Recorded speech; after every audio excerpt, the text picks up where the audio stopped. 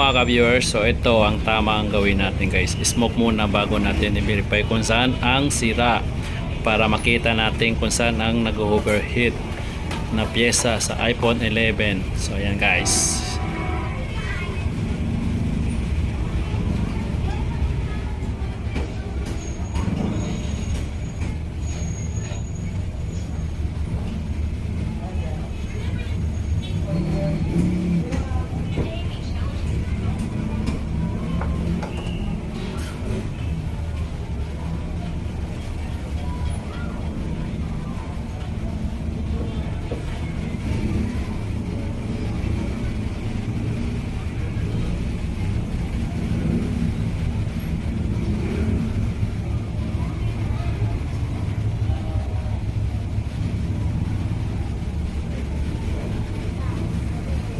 Kumusta siya guys?